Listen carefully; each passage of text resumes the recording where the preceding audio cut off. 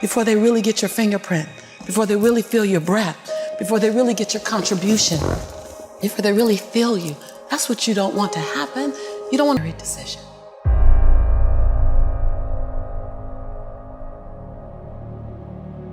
Everything that I need to get back up, I have in me. If I don't have what I need, I can go get it. Once I figured that out, the world was my playground.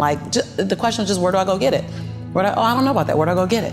Right. And I don't come from a learning background where I was a great student. I wasn't, my highest grade in school was a C+. And when I got a C+, I did the happy dance.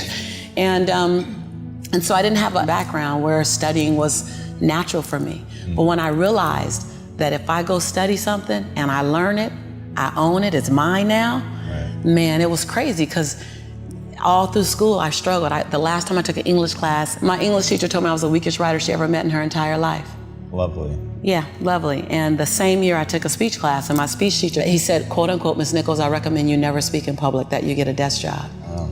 And so That's mean. Yeah, it's just, it was demotivated people, sad people hurt, sad people make other people sad. Bottom line, don't take it personal, hurt people hurt. See, most people want the convenience of transformation without the inconvenience required for transformation. So my grandmother says, and I love to repeat this, your conviction, what you're passionate about, your conviction and your convenience don't live on the same block. They ain't even in the same zip code. So if you want to have a conviction for something, you have to sign up to be inconvenienced.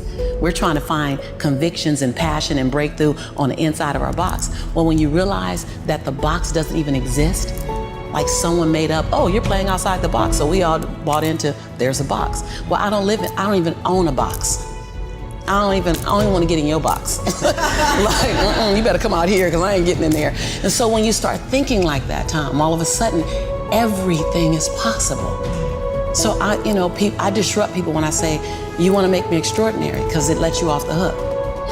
What if the God that we call God, the divine, whatever your faith is, what if there's no partial? It's not going to give me a hookup and not give you one. Not going to give me an opportunity and not give you one. I'm just going to go after it. If I die, I'm going to die on the treadmill, like Will Smith said. I'm going to be on the treadmill running. I'm just not going to stop, because I believe all things are available to us. I'm just willing to go after them. Are you willing? And then that is so disruptive, because then you got to make a decision.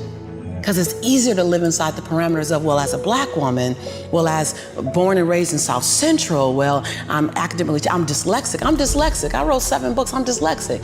So just knowing, I'm not perfect. What I do really well is I manage my imperfection well.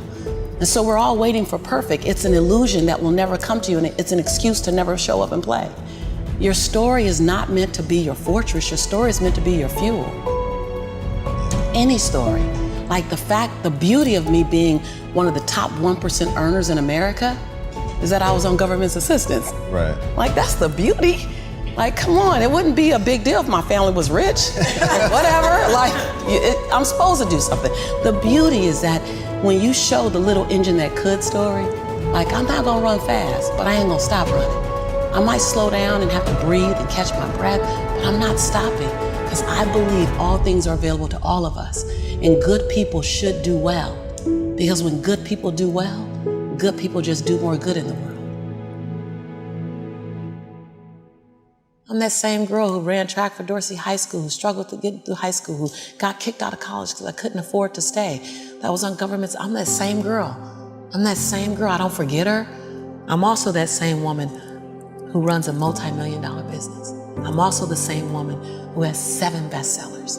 I own both of those. I own all of it. I don't shrink to my greatness, and I don't live in my saga and my sorrow.